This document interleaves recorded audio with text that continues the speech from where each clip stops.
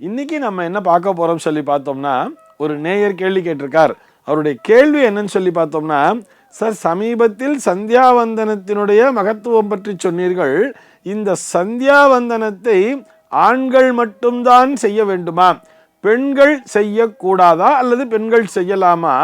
அப்படி செய்யும் பொழுது மாதவிடாய் காலங்களிலே பெண்கள் சந்தியாவந்தனம் செய்யலாமா என்பதுதான் அவருடைய கேள்வியாக அமைந்திருக்கிறது.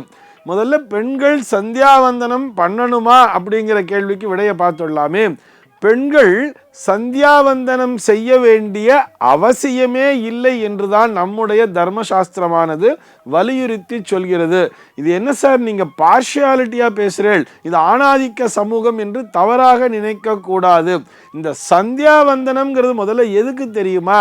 நான் செய்கின்ற பாபங்கள் அத்தனையும் விலக வேண்டும் என்பதற்காகத்தான் சந்தியாவந்தனம் என்பதே செய்யப்படுகிறது. ஆக நம்முடைய தர்மசாஸ்திரமானது எதனை வலியுறுத்துகிறது தெரியுமா? ஆண்கள்தான் பாபம் செய்பவர்கள், பெண்கள் பாபம் செய்ய மாட்டார்கள் என்று வலியுறுத்தி செல்கிறது. அதாவது பெண்கள் செய்கின்ற பாபம் அப்படின்னு நம்ம எடுத்துட்டா கூட அந்த பாவமானது பெண்களை முற்றிலும் தாக்கவே தாக்காது.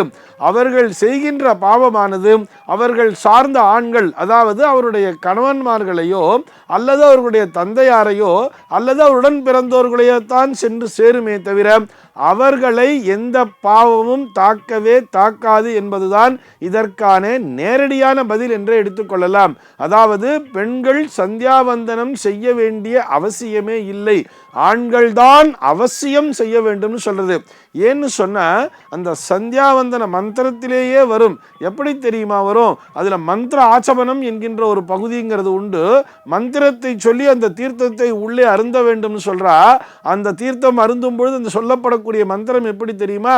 சூரியனை பார்த்து சூரியஸ்ய மாமன்யுஷ்ய மன்யுபதயுஷ்ய மன்னு கிருதேபியா பாபேபியோ ரக்ஷந்தாம் அப்படின்னு சொல்றா. அந்த பாபத்தில் இருந்தெல்லாம் என்னை காப்பாற்ற வேண்டும், பாபேபியோ ரக்ஷந்தாம் எந்திராத்ரியாது பாப மகாருஷம் அப்படின்னே சொல்றது. எந்திராத்ரியாது பாப மகாருஷம் மனசா வாசா ஹஸ்தாபியாம் அப்படின்னே சொல்றார்.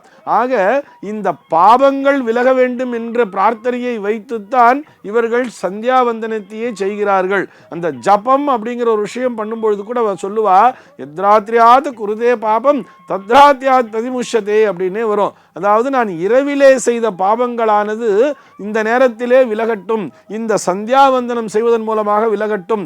பகலிலே செய்கின்ற பாவமானது இந்த மாலை பொழுதிலே நான் செய்கின்ற சந்தியாவந்தனத்தின் மூலமாக விலகட்டும்னு சொல்லி சூரிய தேவனை நோக்கி பிரார்த்தனை செய்கின்ற ஒரு விஷயம்தான் இந்த சந்தியாவந்தனம். ஆக ஆண்கள்தான் பாவம் செய்வார்கள் அப்படின்னு தீர்மானம் பண்ணி வச்சிருக்கா. இதை நிரூபிக்கின்ற விதமாக இன்னொரு ஸ்டாட்டிஸ்டிக்ஸ் கூட நீங்க எடுத்து பார்க்கலாம்.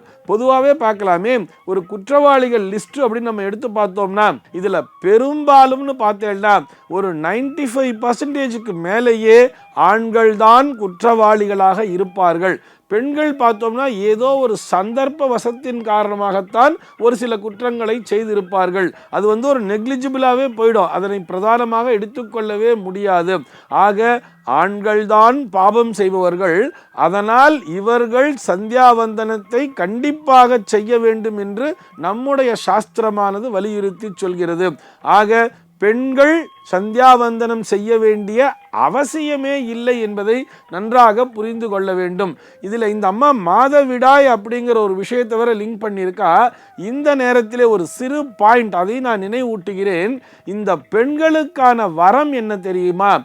எவர் ஒருவர் அந்த மாதவிடாய் காலங்களிலே அழகாக அதற்குரிய விதிமுறையின்படி மற்றவர்களோடு அந்த தீட்டினை கலக்காமல் விலகி இருக்கின்றார்களோ, தனித்து இருக்கின்றார்களோ, அவர்களுக்கு இந்த வரத்தினை இந்திரன் அளித்ததாக ஒரு கதையே உண்டு. அந்த புராணத்தை நாம் மற்றொரு நாள் விரிவாக பார்க்கலாம். இப்போ சிம்பிளா சொல்லிடுறேன். அந்த வரத்தின்படி மாதவிடாய் காலங்களிலே எந்த ஒரு பெண்மணியானவள் அந்த 3 நாட்களும் தனித்து விலகி இருக்கிறாரோ, மற்றவர்களோடு தீட்டினை கலக்காமல் ஒரு விரதத்தினை மேற்கொண்டு தனித்து இருக்கிறார்களோ, அவர்களுக்கு என்ன வரம் தெரியுமா? அவர்கள் செய்கின்ற புண்ணியத்தினுடைய 100% பலனும் அவர்களுக்கே கிடைத்துவிடும். அவர்கள் செய்கின்ற பாபத்தினுடைய மொத்த பலனும் அவருடைய கணவரை சென்று அடைந்து விடும் சொல்றா. அதே மாதிரி கணவர் செய்த பாபத்தினுடைய 100% பலனும் கணவரிடமே இருக்கும். கணவர் செய்கின்ற புண்ணியத்தினுடைய பலனிலே பாதி பலன், அதாவது 50% பலன் என்பது இந்த பெண்ணை வந்து சேர்ந்துவிடும் என்பதுதான் இந்திரன் அந்த பெண்களுக்கு அளித்த ஒரு மாபெரும் வரம்.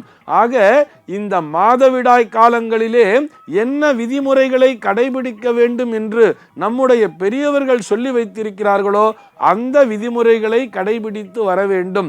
பெண்களை பொறுத்தவரை நம்முடைய தர்மசாஸ்திரமானது ஒரு மாபெரும் சக்தியாகவே பார்க்கிறது. ஆண்கள்தான் பாபம் செய்பவர்கள். அவர்கள் செய்கின்ற பாபத்தை அவர்கள் போக்கிக் கொள்வதற்காகத்தான் அவர்களுக்கு சந்தியாவந்தனம் என்கின்ற விதிமுறையானது கொடுக்கப்பட்டிருக்கிறது. பெண்கள் என்பவர்கள் அவர்கள் இயற்கையாகவே மகாலட்சுமி அம்சம் சொல்லுவா தெரியுமா? ஒரு பெண் குழந்தை பிறந்தாலே வீட்டில் வந்து என்ன சொல்லுவா? ஆஹா, உனக்கு மகாலட்சுமி பிறந்துருச்சுப்பா அப்படின்னு சொல்லுவா. இதே ஆண் குழந்தை பிறந்தால் மகாவிஷ்ணு என்று யாருமே சொல்ல மாட்டார்களே. மகாலட்சுமியே வந்து பிறந்திருக்கா அப்படின்னு தானே சொல்றா பெண் குழந்தை பிறக்கும் பொழுது. ஆக பெண்கள் என்பவர்கள் அவர்கள் எப்பொழுதுமே புண்ணியாத்மாக்கள், இளகிய மனம் படைத்தவர்கள். இவர்களுக்கு சந்தியாவந்தனம் என்கின்ற அந்த ஒரு விஷயம் அவசியமே இல்லை. அவர்கள் எப்பொழுதுமே, அதாவது அம்பாளை நினைச்சிட்டு இருப்பா, காலைல சாயங்காலம் 2 வேளையும் வீட்டில் விளக்கேற்றி வச்சாலே போரும். அவர்களுக்கு அந்த பரிபூர்ணமான அந்த லக்ஷ்மி கடாட்சம் என்பது கிடைத்து விடுகிறது. சர்வே ஜனாக சுகினோ பவந்து.